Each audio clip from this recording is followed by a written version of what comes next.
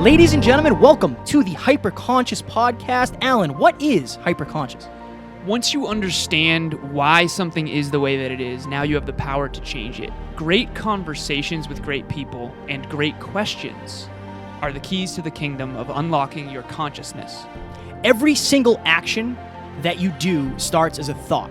When you control the way you think, you will control the way you act, and you will control the way you live. That is hyperconscious.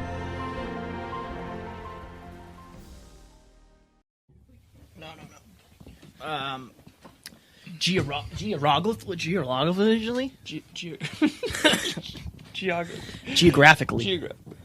Geographically. This is cool. So I would say make sure that pretty face is showing. Yes, true. They're going to want to see that thing. They're going to want to see that thing, Alan. That face. You good? Ready?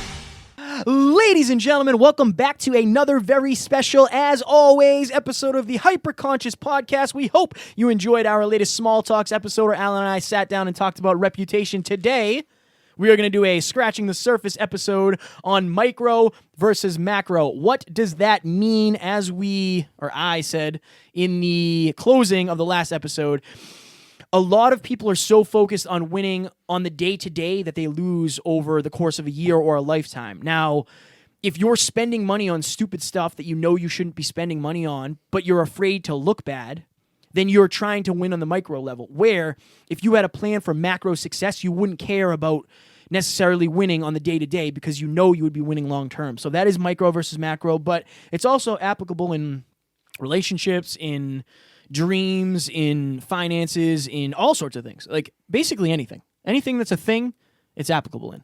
100%. That's a thing. This is one of my favorite topics ever of all time.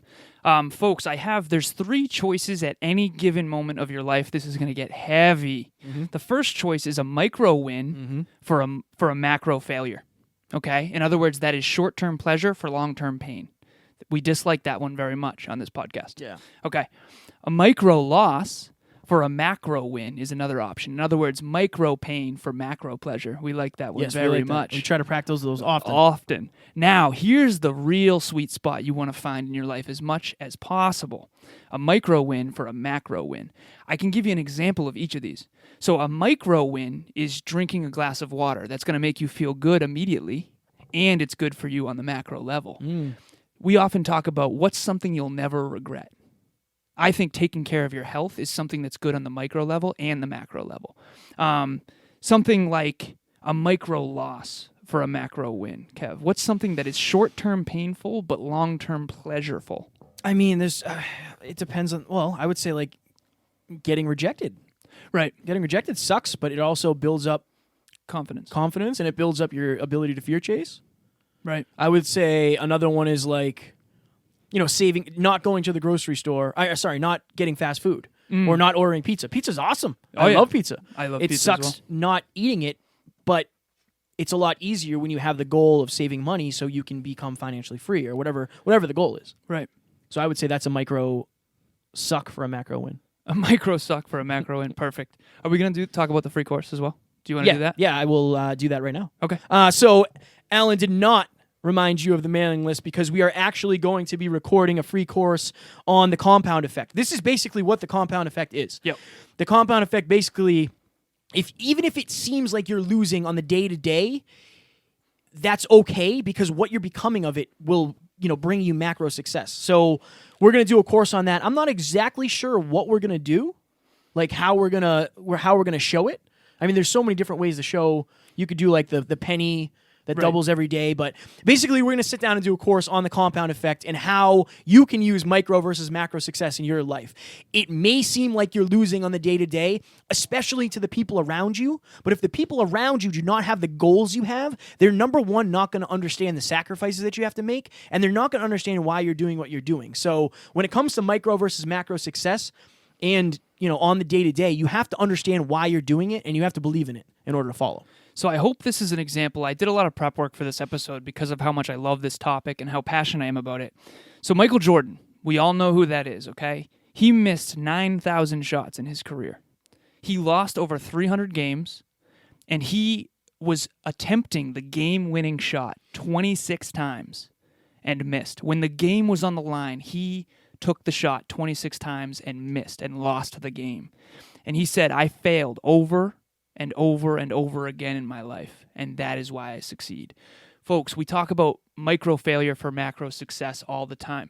The person who wants to look good all the time in the moment is the person who's never going to win in the long run. Imagine if Michael Jordan was too scared to take the game-winning shot and miss those 26 times.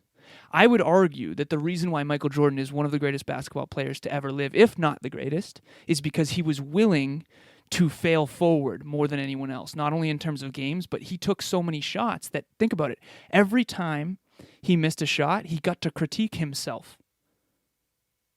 Yeah. And it's like crazy when you think about it, because the person who only wants to take the high percentage shots is never going to develop the skills to shoot over someone who's 6'8" in their face, right? If you look at Kobe Bryant, you look at these basketball players, they were willing to take the tough shot and miss in order to get as good as they got. So I think it's applicable in everything, and it's, if you're listening to this, like, okay, not even that. Okay, so I what's the word I'm looking for? Advertise that we were going to talk about, or I was going to talk about, like, Snapchat filters. Right. If you use Snapchat filters, and again, I have nothing against you if you do it. I just want you to know the downsides of it, because I don't think a lot of people do. Like, back when I was on dating apps, there would literally be people who had their main profile picture as them with fucking bunny ears. And it's like, right. That's not what you look like. Yeah. That's not what you look like. And I want to make sure that you understand that on the micro level, maybe you editing your photos is a win. Maybe you feel better about yourself. Maybe you get more likes. Maybe you get more people that reach out to you. But on the macro level, that is a loss, because it doesn't force you to take care of your skin. It doesn't force you to be more healthy. It doesn't force you to get the feedback of the various things. It doesn't force you to love yourself more for who you are. Like, there are so many downfalls for not living on the micro level, for not being being willing to take losses on the micro level. If every single day has to be the best day ever, then what are you learning? Right. What feedback are you getting? There's so many ways to put this. Like, okay, we've talked about this in depth. I was in some sort of relationship, a situationship, whatever. We talked about that in the last couple episodes. But in the micro, I wasn't, like, it was okay. It was okay in the micro. Like, I was getting pleasure. I was getting support. I was getting quality time. I was getting those things. So in the micro, it was okay. From day to day, it was okay. But in the macro, I knew it wasn't making anything of me. I knew that it wasn't going to last long term. I knew that I didn't have to be a better version of myself. I didn't have to keep growing and evolving. And that scared the shit out of me. Right. So in the micro, it was fine. But in the macro, I knew it wouldn't be. So I had to get out of there. Wow. But the micro is, what am I getting here? The macro is, who am I becoming here? Yeah, for sure. For sure. I ask myself that all the time. Man. I do too. And I don't think that's a question that gets asked enough. Right. I think it's, what am I gonna look like today? What am I gonna be? Going back to reputation, what am I gonna be today to other people? Whether it's, I told you this the other day, and again, I know I'm kind of hardcore on the Snapchat filter thing and filters in general. I refuse to use them. It bothers me. I still use them sometimes. I refuse to. But I know the downside. Well, I'm aware of the downside. So I told Alan this the other day on the ride home from Boston, where this girl put up a picture, and in the verbiage, she said, "This is my first picture without a filter. Let me know what you think." Yeah. And it's like, okay, I appreciate the fact that you did that, but you should just be doing that anyway, in my opinion. Right. In my opinion, because why wouldn't you? Yeah, there's like a prize for like putting up a real it's photo like, of yourself, like the congratulations. truth. Yeah, I appreciate the fact that you Right. did that. And honestly, Well, I like think, the actresses that put up, well, this is me with no makeup. As Right. if that's like, Right. it's like, but what, that's like also what you actually look Exactly. like. Right. Exactly. Fascinating. Exactly. I'm very passionate about that because I don't think a lot of people know what that's creating in their head. I have a fire quote that I feel compelled to say right Hammer now. it. If you're covering up the truth, you're also covering up the reason to make a change. Right. Yeah. So Yeah. you have to be aware of what's real. If you want to put makeup on, that's great. But understand that I also need to hydrate. I also need to sleep well. I also need to exercise, right? I need to eat well. Like you're going to cover up the feedback that is necessary to instill a change. And one of them is going to make you win in the moment, but yet not long term. I mean, women know this. Everybody knows this, I think. Makeup actually ages you faster if it's not quality makeup. And so think about that as a micro win for a macro loss, potentially. And I'm not against makeup by any means. I absolutely love when girls doll up and take pride in their appearance and all that kind of stuff. But I do think it's important for all of us to understand that when we're covering up the truth, it's a micro win for usually a macro failure. I'll give you a perfect example, and I say this a lot. My third fitness show, I didn't check in with my coach, and I didn't take as many progress photos, and I didn't take shirtless videos of myself. So instead of micro failing along the way and getting that micro feedback that might have been painful, I got all my feedback on stage when I lost, even though you guys tried to tell me that I wasn't lean enough. So that's what a lot of people are doing in their lives. I think that feedback sometimes hurts because sometimes the truth is less than ideal. But just remember that pain, that feedback is what will catalyze positive change. I really don't think there's any way around that. I really don't. No, I agree, man. I agree. And the problem is if you have to believe, and this is very important, you have to believe that the micro losses are adding up to something. Right. Because if not, what are you doing it for? So I have a perfect segue for that. Go ahead. Okay, so I actually just recently went back and watched an episode of Fred, Ted, and Ed on my YouTube channel, actually today, and it's interesting to see me on camera 2 years ago. Dog shit. Yeah, it's it's not. I'm guessing. Not the greatest speaker, Still trying to get better here, but Fred, Ted, and Ed, and it was a $2.95 coffee. And just for some context here, Fred, I extrapolated out 1 year, 5 years, 10 years, and 20 years. Fred spent $2.95 on coffee every day for 1 year, and he spent $1,077. And this goes back to Kevin's thing about believing. You have to believe that the micro failures are going to gain you macro success, and that's why I'm telling you this right here. Okay, so Fred spent $1,077 in the first year. 5 years, he's spent $5,384. 10 years, he's spent $10,768 on coffee, and 20 years have gone by, and he's spent $21,535 on coffee. Now, here's the crazy thing, okay? Ed instead invested $2.95 a day at 8% year over year. I put this in a financial calculator. After the first year, he saved $1,107. The second year, he has made $6,492. By the 10th year, he's made $16,031, and by the 20th year, he's made $50,641. Now, here's the crazy part.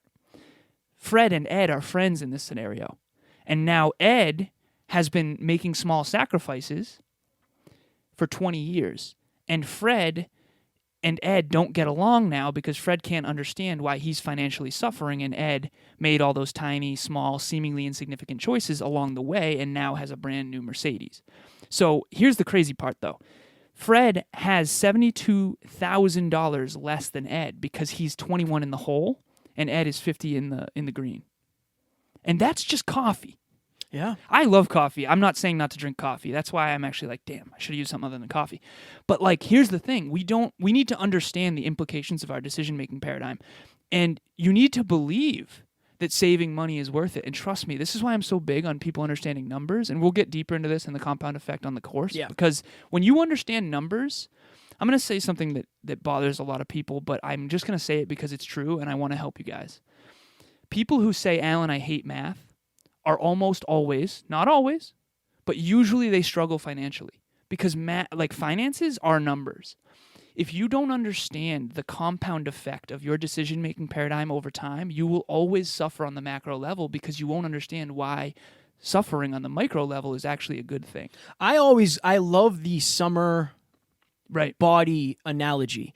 So I would consider dieting it's a micro suck. Right. Because we won't even say it's a loss. It's not really a loss. It's a suck. Yeah, embrace it's- the suck. Yeah. So it's a micro suck, right? So for, let's just say, 3 months, what's that, 12 weeks, you lose a pound a week, 12 pounds. Okay. Right. So say you're 12 pounds overweight, or you're 12 pounds from being where you feel comfortable. And obviously this is all just numbers I'm just Relative. using. Yeah. Yeah. So you come to me and you say, hey, in 12 weeks, I want to weigh this. Yep. Because that's when I feel the best, and I'm so ready to get in a bikini this year, or I'm so ready to take my shirt off around my girlfriend and blow her away, whatever it is. And I say, cool, awesome, cool. Yep. All right, let's cut 500 calories a day. Each day, 3,500 calories. That equates to about a pound. 12 weeks, you should be down 12 pounds. And obviously, again, we're simplifying things. But you have two options. One, you can deal with the micro sucks. The fact that you're not able to go out to dinner necessarily and get whatever you want. That you're not able to go out to happy hour. That you're not able to just eat all the food and pizza you want on a Sunday with And your beer friends. or whatever. Yeah, right? That kind of sucks, okay? I understand that. I've dieted many times. I do wholeheartedly understand that it can suck. But what sucks more? 12 weeks of micro sucks, or getting to the beach and leaving your shirt on, or leaving yourself covered in your towel because you are having a macro suck. That is what you get, right? So no matter what, when it comes to most decisions, no matter what, you're going to have to pay somewhere. Yeah. It's either in the end all at once, like Alan said, or it's small Along the way. throughout. Yep. And that's, I always use that example because I know that sits with people. And that's why it's always like, oh, beach season is 1 month away, and then people start doing, reckless stuff because they weren't willing to do the micro sucks along the way. So if you find yourself guilty of that, you just have to understand that it's discipline in the moment, or it could be regret later. Let's define discipline. Because that's so I have this written down, and Kevin didn't even know that I wrote this down, but Jim Rohn quote, one of my favorite quotes of all time. He says, "You will suffer one of two pains, the pain of discipline or the pain of regret." Now, there's a lot of wisdom in that right there. You will suffer one of two pains. No matter what, if you want to be successful, and Darren Hardy says this, he's the author of The Compound Effect, by the way. He says, the process called success is going to be painful. There is no other way. He says this too, that I love. He says, you know the difference between... what do successful and unsuccessful people have in common?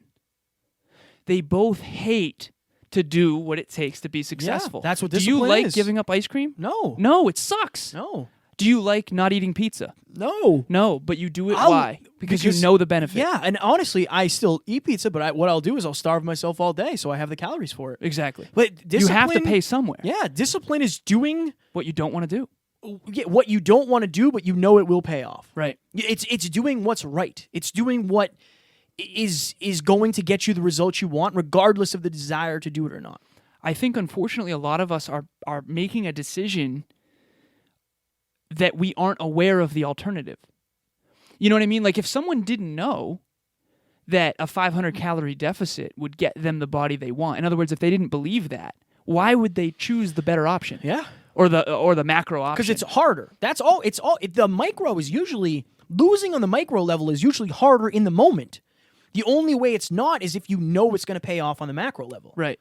Like, that's kind of Going how it to the has gym be. is painful. Yeah, for sure. You have to accept the short-term pain if you want the long-term payoff. Well, see, for us now, it's a micro and a macro win because we enjoy the process. That's a good segue right there. Yeah. We should come up with a lot of win-wins. So here's another thing I want to say. I often say a lot of people are chasing pleasure in the moment at the expense of fulfillment. Fulfillment comes when you're proud of who you become and proud of what you're serving beyond yourself. And that can be persons, places, and things. Pleasure in the moment is usually a dopamine hit, an Oreo and cookies, ice cream, pizza, anything that's pleasurable in the moment, but that doesn't make you better, basically, and doesn't serve your greater purpose. So there's micro losses for macro success. There's micro wins for macro failure. What about micro wins for macro wins? I think that integration is huge. So the gym for us, we actually have become addicted to it through repetition, where we crave the gym. I can't wait to go later tonight, and I can't wait to enjoy that process. If you can find things that you enjoy in the moment that are also what's best for you, your potential, and your level of contribution long term, that's when you really start to design a magnificent life. I think one of the biggest things is your employment and what you do to get your money. Right. Because I think for a lot of people, it's a micro loss. Going to work Monday through Friday is not something that they enjoy, but they get the macro win, I kind of, when they get the paycheck. I think for us, this is a micro win. Every time we sit down in front of these microphones, Yeah. it's a micro win.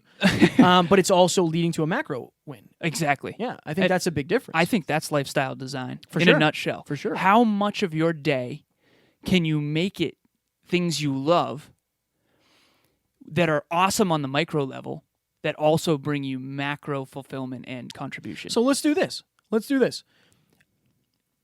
So today's Monday, right? Right. Today I woke up at 4:30.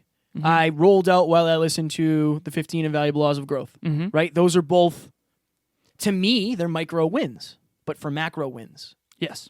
Then I went to the gym, micro win, macro win. Yep. Then I uploaded a video to YouTube. Now, I do not always enjoy doing this, so sometimes that is a micro suck. Yeah. Micro sucks Sometimes for macro. For macro. Right. But if you see, almost everything I do is for a macro win. Almost everything that I'm doing is leading me, closer to my future success. Now, I got a coffee on the way down here today.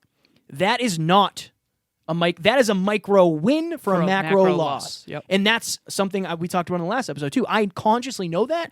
I just can't make a mocha iced coffee like they can. So I got to get it. See how aware he is of his decision-making paradigm? Like, And I was not almost ever like this. This is very, very new. Right. This is hyper conscious. I told Alan, back when I was working my job, I literally every single day would get a large iced coffee, 2 donuts, and at least a breakfast sandwich. And every never thought of single the day. downside. No, because I was making money, so I didn't care. Now, the problem is, it seemed like I was, and that's a whole but nother did you thing. know that it could have been No. $50,000 over 20 years? No. Okay. But if you think, okay, so in my mind, I was making $100,000 a year. That was a macro win. mm-hmm. So I was willing to take micro losses, even though I Every didn't day. know they were losses. Right. What if I turned those micros into wins too? Like you just said. Right. I could have made $150,000 instead. Exactly. You know? Here's another thing that he did.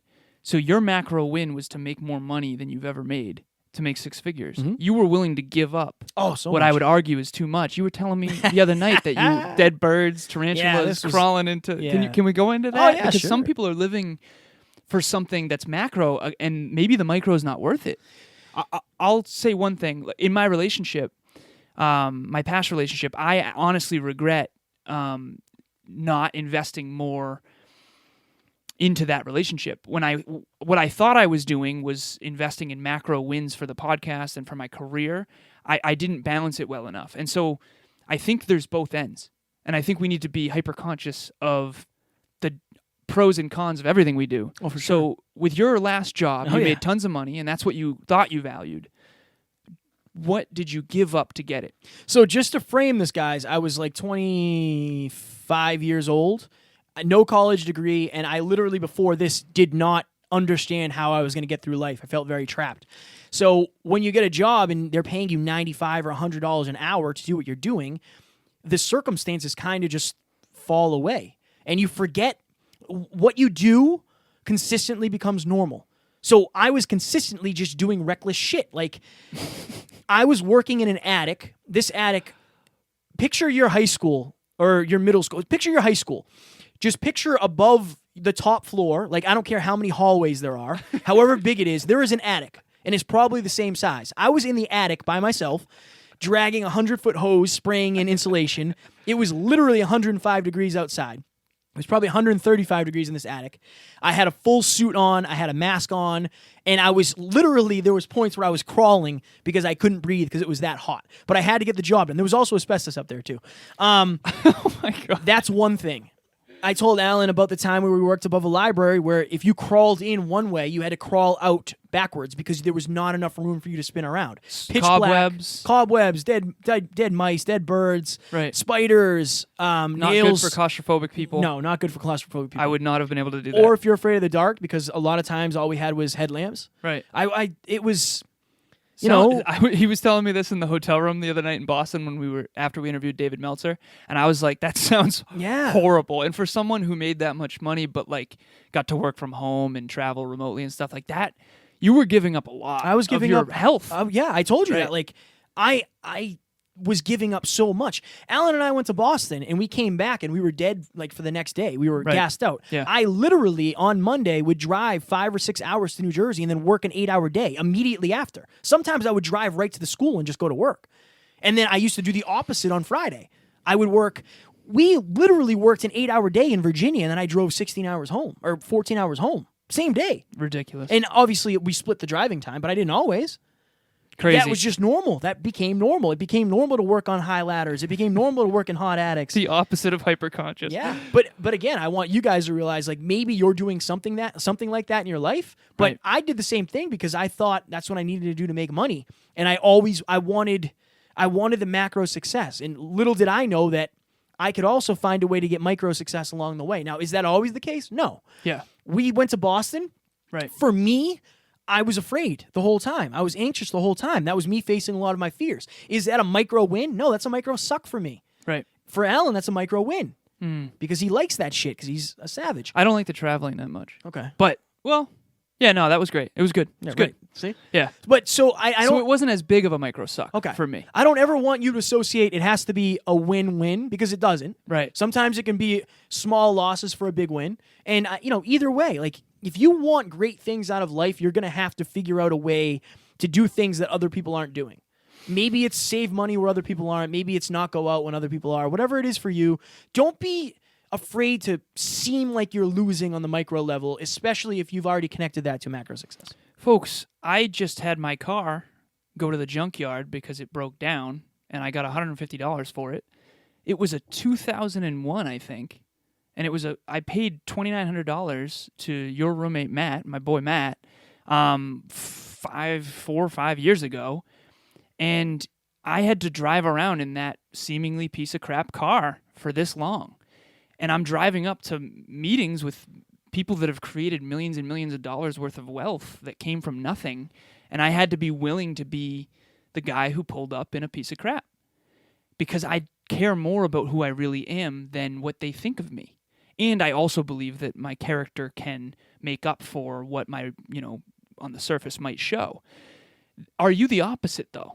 I saved tons of money by driving that car. Man. Yeah. I drove that thing literally into the ground, and I told you guys years ago I was going to do that. Yeah. I was willing to look bad, quote unquote, for years in order to save that money to allow me to chase my dreams.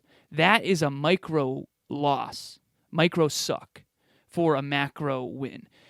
Becoming hyperconscious of this game called life means you need to be aware of these three choices. You can either have short-term pleasure for long-term pain, or short-term pain for long-term pleasure, or sometimes you can create the win-win and have short-term pleasure for long-term pleasure. I would argue that a good example of that would be spending quality time with your intimate relationship. That's a short-term win for a macro win as well, assuming you want them in your future. Now, here's the thing.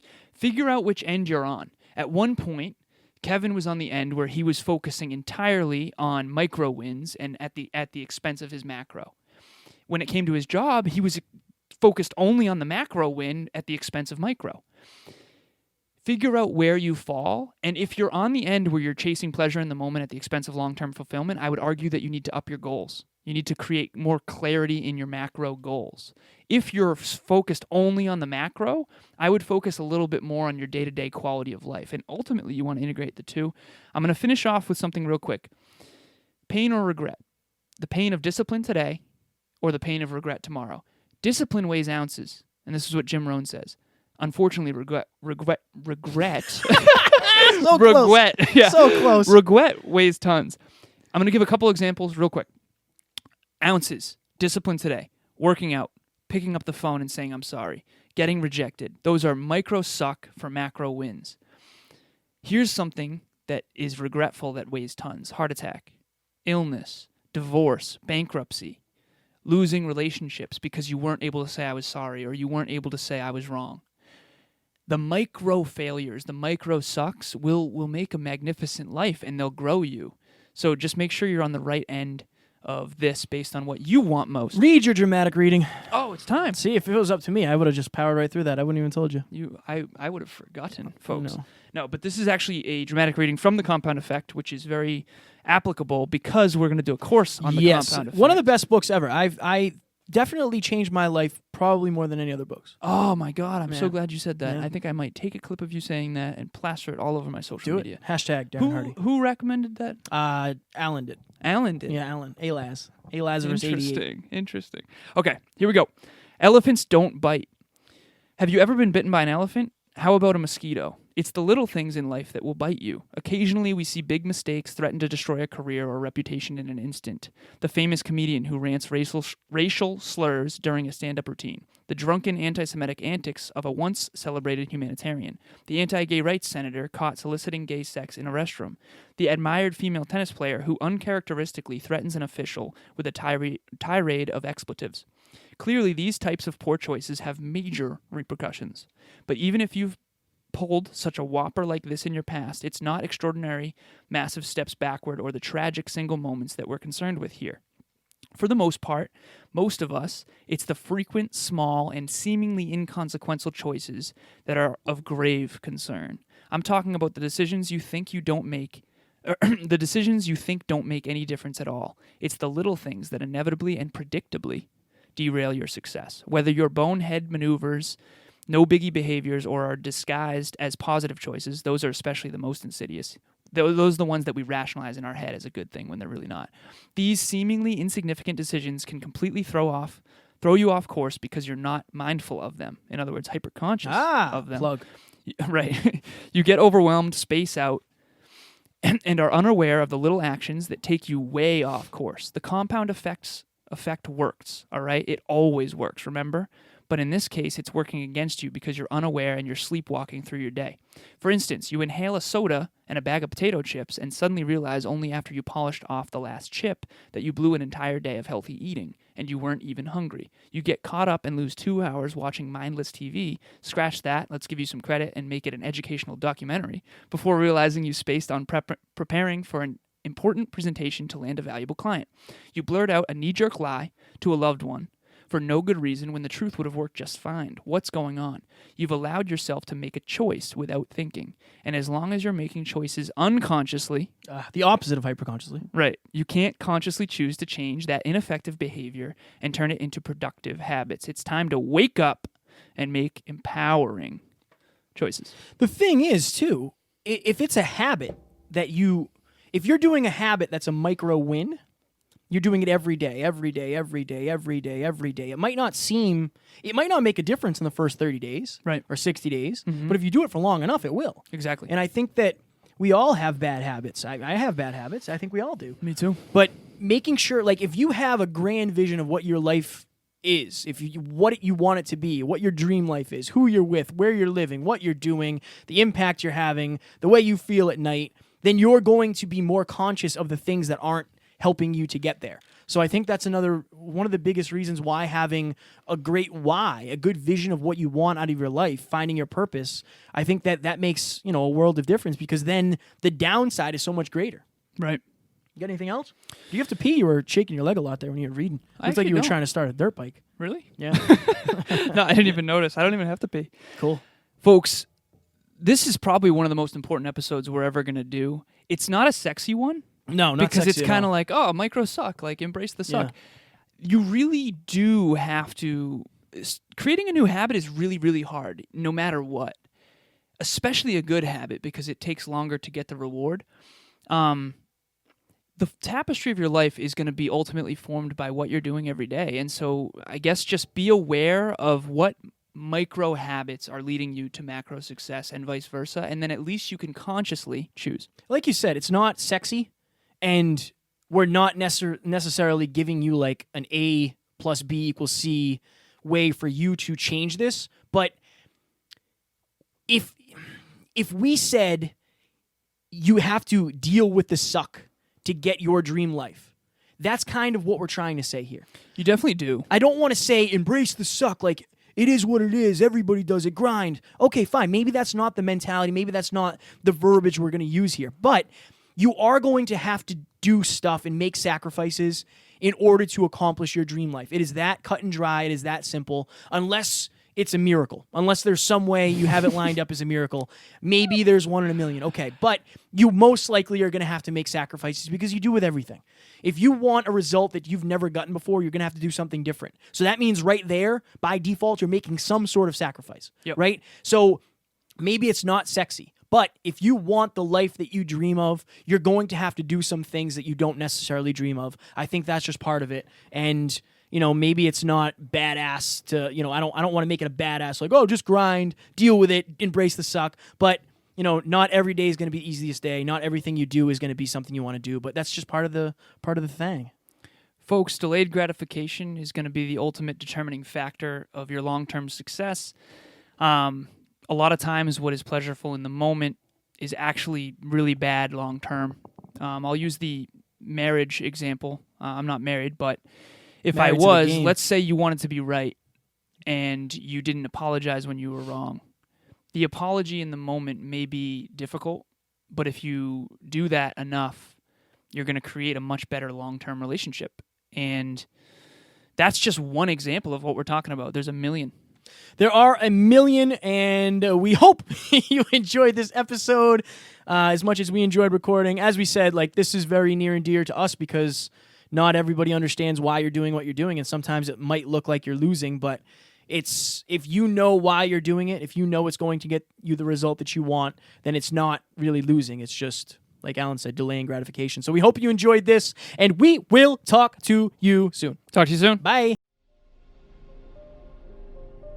Ladies and gentlemen, thank you so very much for listening to another episode of the Hyperconscious Podcast. Going hyperconscious will absolutely change your life because if you understand why something is the way it is, now you have the power to change it. If you going hyperconscious with us has changed your life in any way, please share this episode with one of your friends because the more people that go hyperconscious, the better this world's going to be for everybody. And if you would kindly leave us a 5-star review on iTunes, that would help us make more people hyperconscious, and we would be greatly appreciative. Thank you. Bye.